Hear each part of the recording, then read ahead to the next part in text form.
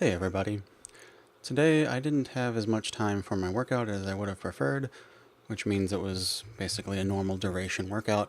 I have a very busy week this week because I have to look out for somebody other than myself for a change. So this workout was kind of on my mind all weekend and also the 2 days before the weekend because of the holiday.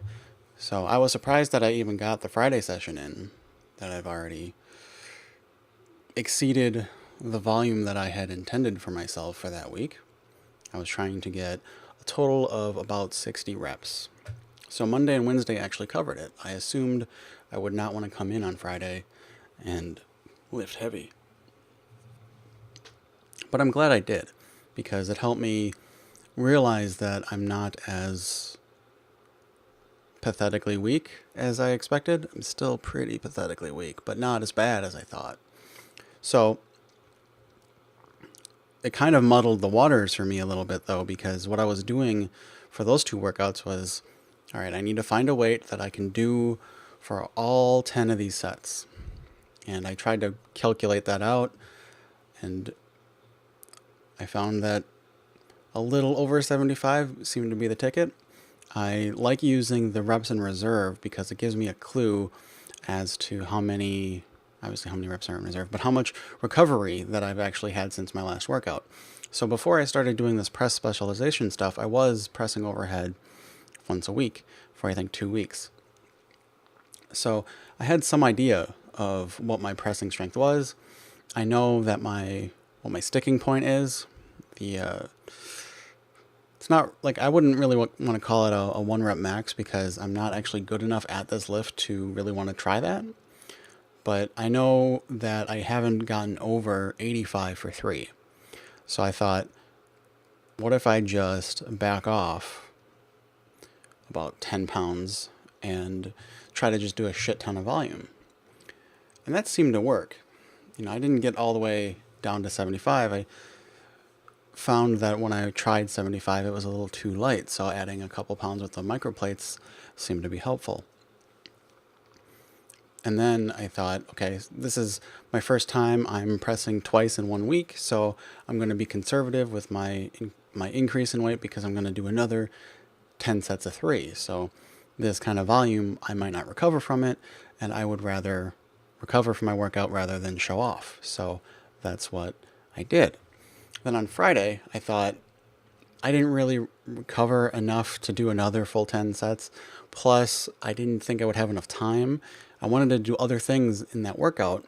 I wanted to squat and chin up. And after squatting, I wanted to also do the leg curls. And then I didn't get to do my accessory work for my press at all. I thought maybe since I wasn't doing so much pressing, I could do dips or maybe close grip bench press or incline dumbbell bench or something like that. Maybe even lateral raises with dumbbells. But I didn't have that kind of time. I ran out basically the amount of time the gym had. They were closing in a half hour at the end of by the end of my session on Friday, so I just stopped there. I gave myself enough time to do the leg curls because I didn't want to be suffering walking around all weekend for my job, but by the same token,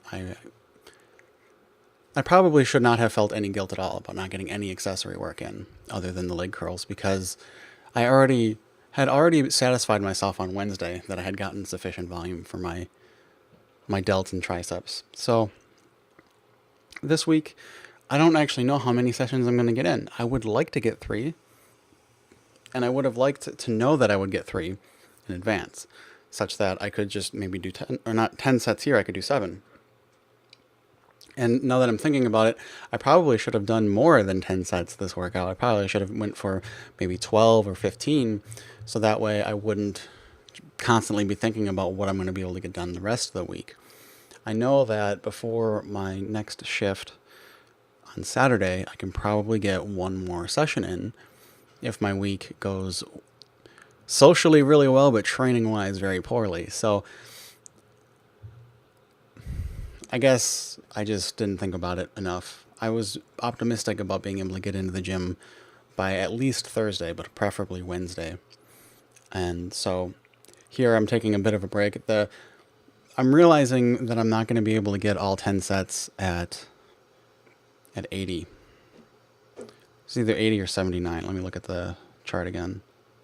Okay, so I was doing 80.